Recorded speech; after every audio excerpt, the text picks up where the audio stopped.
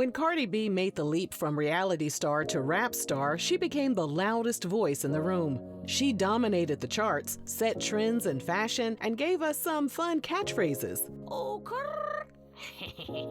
Her breakout hit, Bodak Yellow, was unavoidable, cementing her as one of the biggest female rappers in the game. But how does someone go from topping the charts in 2017 to debuting at a disappointing number 147 on Spotify with her latest single, Imaginary Players? After endless delays on her sophomore album, a messy marriage playing out in public, and drama galore, Cardi proved that doing too much can cost you everything, including your career. So where did it all go wrong for the woman who once had the whole world listening?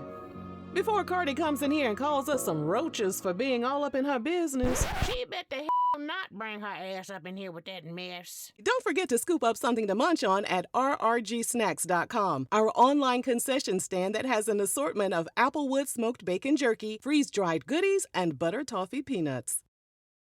When the world was first introduced to Cardi B on Love and Hip Hop New York in 2015, they saw her as a budding rapper trying to get her foot in the door. After 2 seasons, Cardi announced she was leaving the show to focus on her music career. At the time, many people didn't take her seriously and assumed she would eventually return to the show with her tail stuck between her thighs that don't match. Bestie, you messy as hell. How you trying to just slide that in there about the non-matching thighs? Messy, messy, messy. That couldn't have been further from the truth, though. When Bodak Yellow hit the airwaves in 2017, Cardi not only got her foot through the door, but she kicked it wide open. Hee-ah! The song was all about making money, and Cardi was embodying that in every way. With its catchy hook and contagious beat, fans went crazy for the single, while critics hailed it as one of the best songs of the 2010s. Pitchfork even named it the top song of 2017, calling Cardi B not just a rapper, but everything we needed. The song was a certified banger with a strong political statement. Here was a tough, self-assured Afro-Latino woman, proud of her heritage, proving herself as a voice for the marginalized. Bodak Yellow established Cardi as a cultural phenomenon that couldn't be ignored. She wasn't just embodying the American dream, she had become the American dream. From stripper to reality TV star to the first female rapper in 20 years to top the charts solo, Cardi appeared unstoppable. She told Billboard, "It's just a lit song of the year. It's that song that make you feel like that bitch, that girl. Bodak Yellow is that girl." And in many ways, so was Cardi. With her boldness, brashness, and unapologetic New York accent, she brought a refreshing energy to the music scene. She wasn't afraid to say what it was, how it was, or what it was going to be. And fans loved her for that authenticity. In a crowded rap scene, Cardi wasn't playing a character, she was herself, sharing the good, the bad, and the ugly online without hesitation. Fans and the industry respected the realness so much they couldn't get enough of her. They sent Bodak Yellow to the top of the charts, and it received diamond status after selling more than 10 million units. The single's success only heightened anticipation for her debut album. When Invasion of Privacy dropped in April 2018, Cardi struck gold again. The album featured another chart-topping single, I Like It, which hit number 1 on the Billboard Hot 100 and went on to sell more than 10 million units, also earning diamond certification. The momentum didn't stop there. Cardi became the first solo female artist to win a Grammy for Best Rap Album in 2019. She was on top of the world, but could she remain there? I'ma go with no for 200, Alex. To keep momentum going, she released WAP with Megan Thee Stallion in 2020. The raunchy track was embraced by fans and critics alike. The hype, controversy, and undeniable power of the song pushed it to the top of the Billboard Hot 100, becoming Cardi's 4th #1 hit. The following year, her song Up became her 5th #1 hit. By that point, people were begging Cardi to release her sophomore album. But year after year passed without an album in sight. In a January 2023 Instagram story, Cardi claimed she had 100 songs ready to go. Many assumed the album was imminent, but nothing materialized. Cardi later promised that 2024 would be the year, insisting she wouldn't let her anxiety get in the way. Still, 2024 came and went, and the album was still missing in action. Audiences were left scratching their heads, but Cardi had an interesting explanation. During an April 2025 Instagram Live session, she blamed other artists, accusing them of failing to deliver their features. And I really need these features. And it's like, I'm not really trying to press or go crazy on these artists because I love them down. But it's like, come on now. I need that. I need that right now. Hello. Y'all don't want to miss this opportunity. I'll sing this myself. I'll sing this myself. But I really need y'all. I need y'all to hurry up, and I love y'all. And I feel like I feel like nobody will want to miss being on this album. But every day the album went unreleased, competition in the rap game was getting fiercer.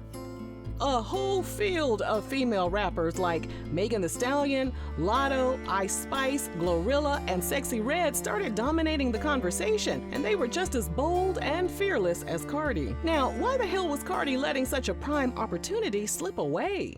One thing Cardi said during her Instagram live stream stood out. She admitted she wasn't confident about many things, but insisted she was confident about this album. Was her anxiety still a factor behind the repeated delays?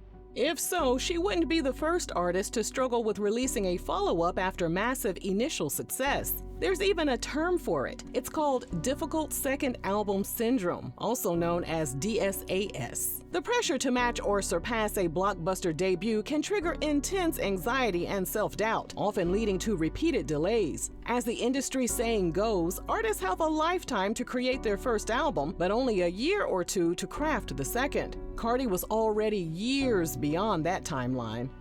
Finally, in June 2025, she revealed the title of her sophomore album, Am I the Drama, and set a release date for September 19, 2025. If it arrives as planned, it will mark 7 years since the release of her debut album. The lingering question remains, will fans embrace Cardi the second time around with the same enthusiasm? I'ma go with no for 400, Alex. Judging by the performance of her most recent singles, it seems fans may have moved on. Bye, Ashy. Cardi has faced free-falling chart positions and streaming numbers, and her last #1 hits were WAP in 2020 and Up in 2021. Compared to those successes, reactions to her newer music have been lukewarm at best. Despite featuring Kanye West and Lil Durk, her 2022 song Hot failed to break into the top 10, peaking at number 13 on the Billboard Hot 100. But the biggest disappointment came ahead of her upcoming album. Cardi released the highly anticipated single Imaginary Players in August 2025, after receiving Jay-Z's approval to sample his track of the same name. Fans and critics expected it to be her first chart topper in years, but they were dead wrong. The song debuted at number 147 on Spotify's daily chart and dropped off entirely the very next day. 147? Grand opening, grand closing. Since streaming has always been one of Cardi's strongest areas, these numbers signal that she no longer holds the same power she once did. Meanwhile, newer female rappers like Ice Spice and JT have managed to secure higher debuts with comparable promotional singles. In today's hyper-competitive streaming environment, Cardi is in a sticky situation. How sticky, bestie? Sticky buns? If she can't chart well, it suggests listeners aren't revisiting her music, leaving her without the replay value that drives longevity in the digital era. Everyone seems to have an opinion about what's going wrong. Some argue her music simply isn't as strong as it once was. When she first emerged, she had hunger, grit, and charisma. But over time, her sound has stayed the same. Her subject matter hasn't grown, and fans say she's lost that raw energy that once made her stand out. Others criticize her for sounding flat, like she's reading from a script with no real passion behind the delivery. Not a damn script. Lord have mercy. Maybe that passion has been redirected into her personal life, and that's where the drama takes over. This finna be messy, ain't it? Here we go.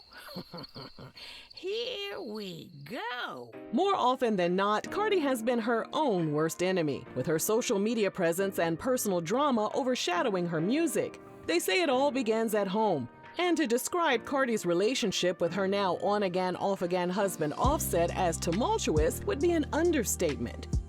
They secretly married in 2017, and things quickly unraveled from there. Cardi has filed for divorce twice, both accused each other of cheating, and 3 beautiful children were born in the middle of the chaos. Every step of it unfolded publicly across social media. In some since-deleted tweets, even Offset took shots at Cardi's lack of music. He accused her of being too worried about and not enough about music. He taunted her by saying, "No music, no nothing, just drama." Maybe Offset had a point, because Cardi's online presence has often created just as many headlines as her music. She's had to apologize multiple times for using language that sparked backlash from the LGBTQ community. And that's not the only community she's upset. One of her most infamous scandals involved none other than Dr. Martin Luther King Jr. Cardi portrayed his widow, Coretta Scott King, in a skit called Real Housewives of the Civil Rights Movement, which was widely criticized as tone deaf. She later apologized to the King family and vowed to do better, but shortly after, another viral incident defined her image. Cardi and Nicki Minaj had been feuding for years, but it came to a head during New York Fashion Week in 2018. Cardi ran up on Nicki, cursed her out, and threatened to fight her. She removed her shoe, ripped her dress, and ended up with a knot on her head, but never touched Nicki.